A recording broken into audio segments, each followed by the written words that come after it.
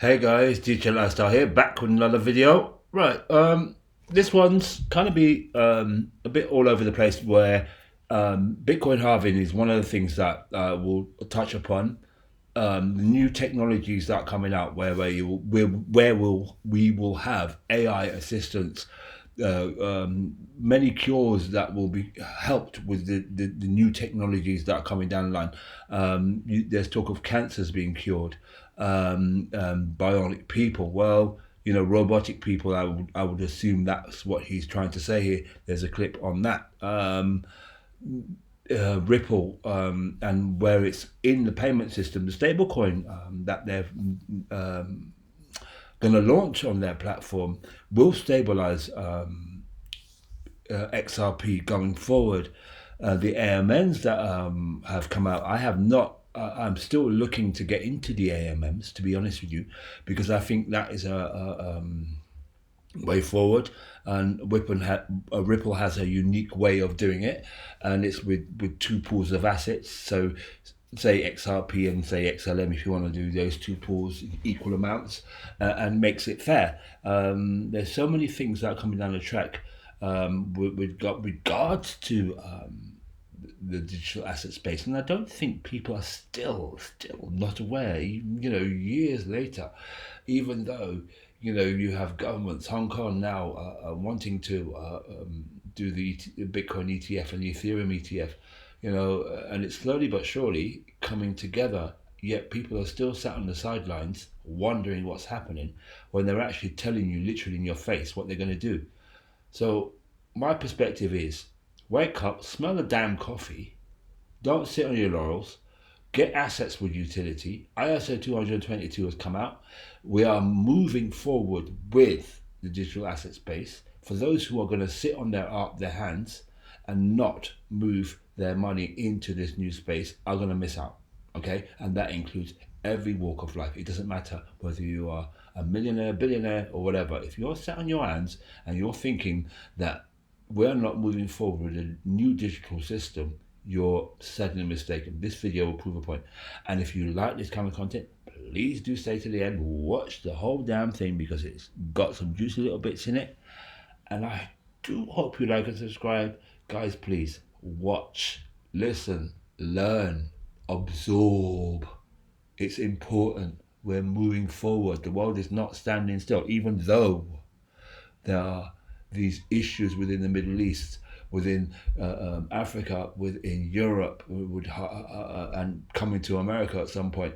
High inflation, the debasement of the dollar, and the fact that BRICS nations are moving away from the system that was into a system that is and will be a new system. Belt and Road Initiative. China has now got their own blockchain. Come on, guys, wake up, wake up, wake up, wake up. This thing says Bitcoin halving in 4 days. I've seen other narratives saying 3 days. Hey, who cares? It's happening, right? It may be delayed a day or two. But hey, anyway, analysts predict who called Bitcoin's pre-halving rally to 70 turns bearish.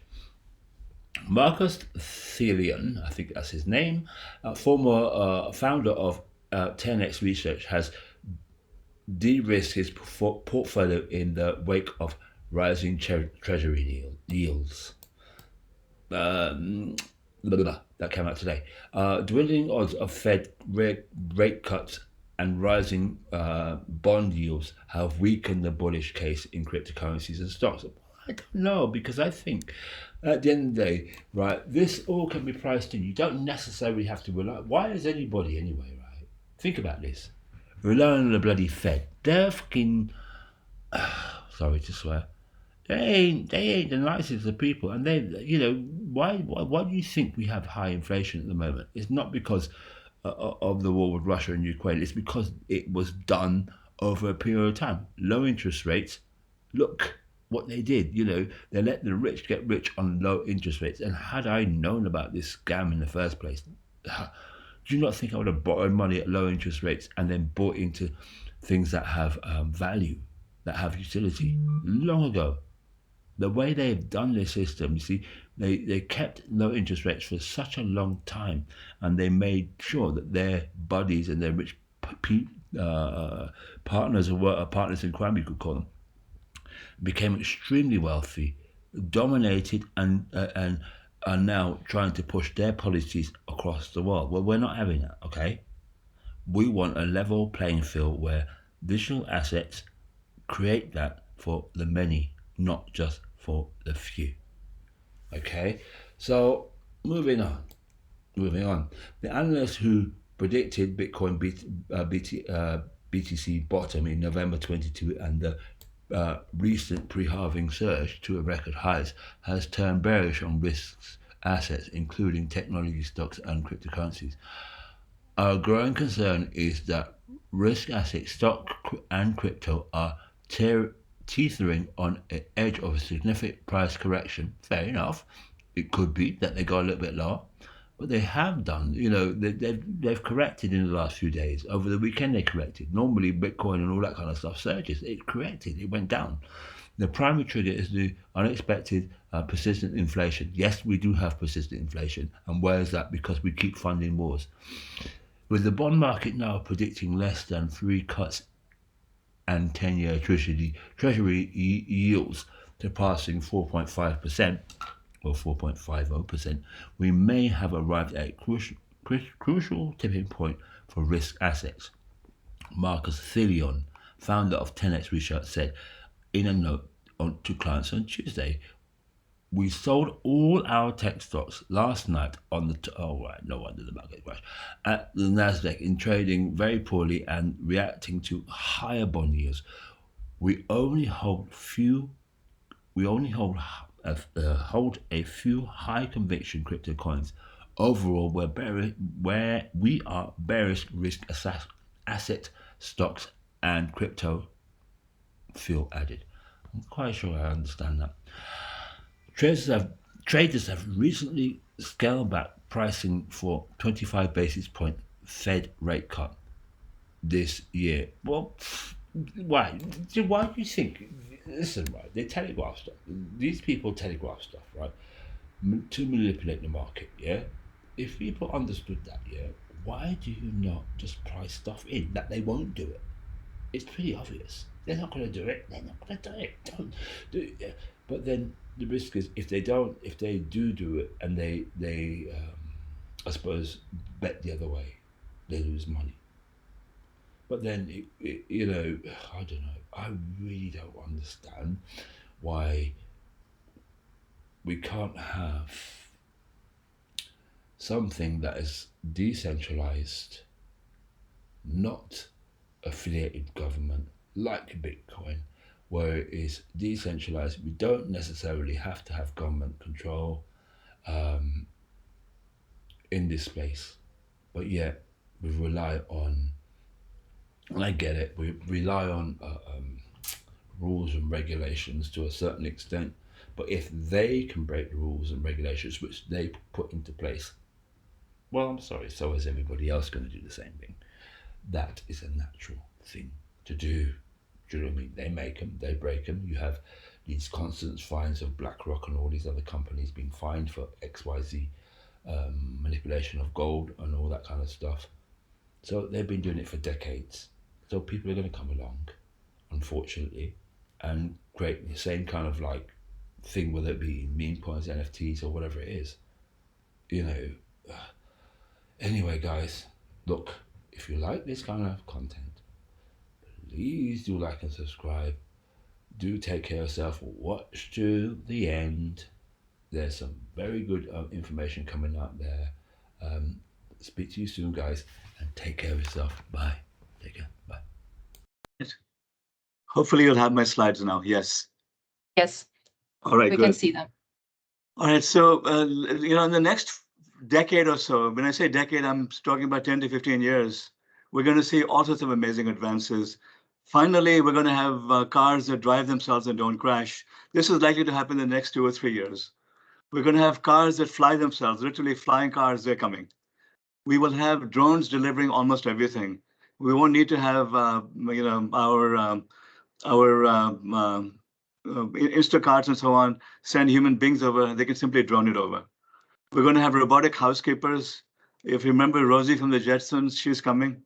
We're going to have robotic friends and companions, and this is really important in the West because it's the pandemic of loneliness. And we're going to have AI doctors.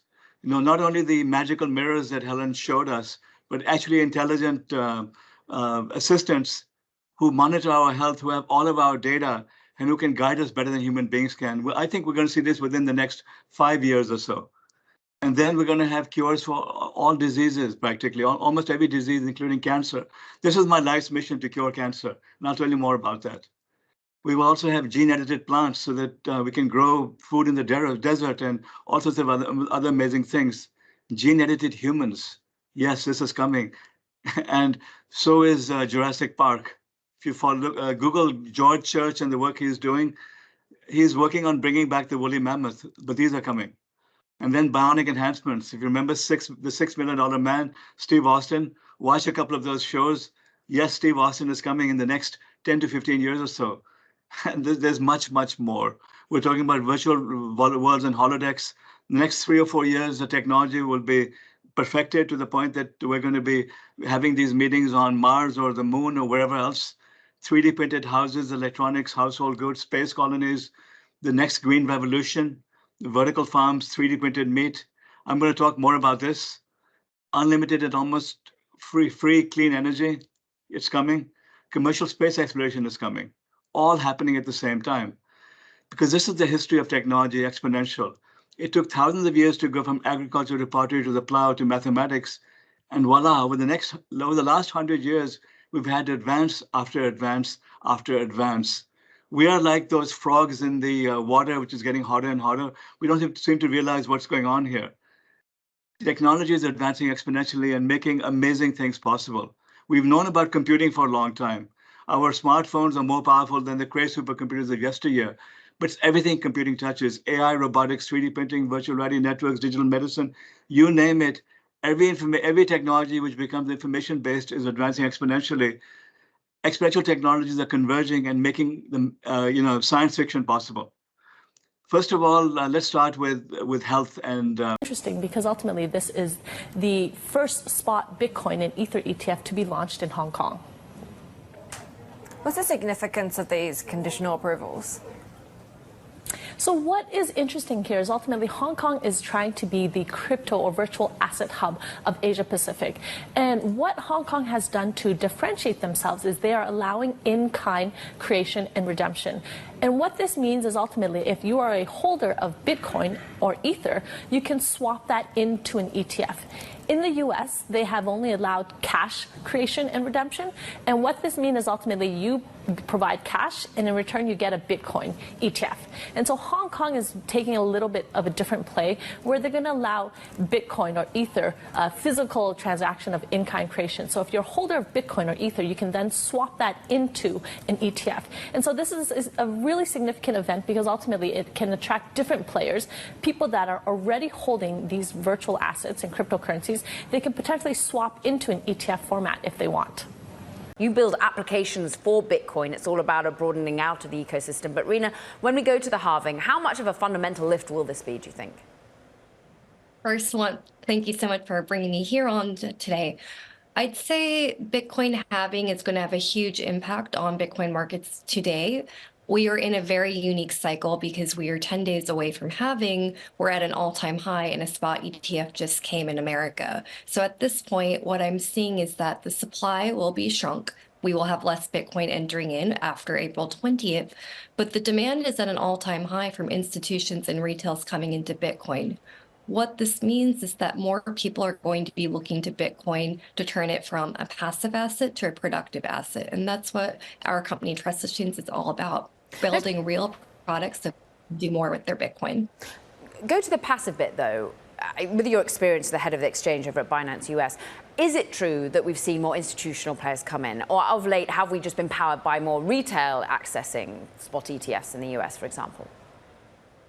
I think it's a little bit of both that we're seeing. On the institutional side, more and more are coming in because they now have new access to Bitcoin. But on the retail side, we are seeing new developments with Bitcoin through ordinals, Bitcoin NFTs, and it is creating a brand new supply of artists and creators building with Bitcoin to create a new form of art. This is a very different retail phenomena that we're seeing. Okay, different from the NFTs that we all loved to talk about a few years ago, Rena. And I'm interested when you're thinking about a Bitcoin network that many have thought of was usually, look, either something that you were gaming in some way, it was more of an asset that you bet upon, or indeed stored value, if that was the way that you saw it. Largely, this was something that wasn't being built on from a smart contract perspective that we saw over with ETH, but you're trying to change the narrative around that a little bit, as you say, make it more productive. Where is the production coming from? Web3 apps that are being built, what are the most lucrative for you? So I think if you were to think about Bitcoin as a market opportunity, we have $1.3 trillion in BTC as an asset class. So we have surpassed the store of value, but we are trying to move into now the medium exchange. If you were to build applications on top of Bitcoin, like layers, like what Lightning is building, or DeFi, or stablecoins, or anything under the sun, you can have a larger economy as a flywheel on Bitcoin. So think about this. All of the value is what we see on the surface, but the untapped potential of a $100-200 billion market is below the surface, and we are just scratching the surface through new layered technology on Bitcoin. Like what? Like what technology? What use cases? A lot of different use cases. The first is the idea of Bitcoin L2s. Bitcoin is having a moment, and a lot of people are thinking about how to scale Bitcoin by creating new layers like what Ethereum has with Polygon or other L2s with Bitcoin. This means that I can have smart contracts with Bitcoin, meaning that BTC latent capital, that asset, can be deployed directly into DeFi, RWAs, thinking about tokenized treasury bills. Kind of the world is the limit on the idea of new products being built on Bitcoin, but using the most secure and stable blockchain in all of the world. So real world assets are key focus. I'm interested in your business in particular, Trust Machines. What sort of revenue growth are you seeing? How are you managing to bring in money at the same time as the costs that are involved? There's always costs in doing any sort of business. There's no secret in that. Our product lines are very diversified. One of our products is a leading Bitcoin wallet called Leather, meaning not your keys, not your crypto. We help Americans and people all over the globe get access to Bitcoin and secure it safely here at home. The other product that we're building is a little bit revolutionary and very new. We are bringing the Web 2 functionality of a TLD, so a domain, if you say, as a passport into Web 3 and Bitcoin, meaning I take my digital identity everywhere we go. So what is money and how does it get value? Paper money has value because someone says so. Bitcoin is different. It's like digital gold. It has value for many of the reasons gold does, but that's only the start. Gold originally had value because it was scarce, but no one knows how much is left to dig up. Bitcoin, on the other hand, has a limited supply, 21 million, and it can never be counterfeited. Every day, more people are buying it, making it more scarce, making it more valuable. But you can also split it up because every Bitcoin is divisible by a lot. Each Bitcoin can be split into 100 million smaller units. So if one Bitcoin was worth $1 million, the smallest unit, called a Satoshi, would be worth 1 penny. So you can send whatever amount you want, and no one can stop you, because no central authority controls it. So unlike with banks and credit card companies, you don't need approval to use it, and no one can decide to just print more or shut it down. It puts the power back in all our hands. Bitcoin lets you control your finances. Kraken lets you buy Bitcoin. Kraken, see what crypto can be. Over time, your money gets you less. Does Bitcoin? Well, in 2012, one Bitcoin bought you this much pizza. In 2016, this much pizza. In 2020, this much pizza. And in 2024, well, you get the gist. Roughly every 4 years, the future supply of Bitcoin is reduced. So historically, you get more, not less. So, Ripple believes in utility. So there are a lot of crypto players out there who frankly won't last long.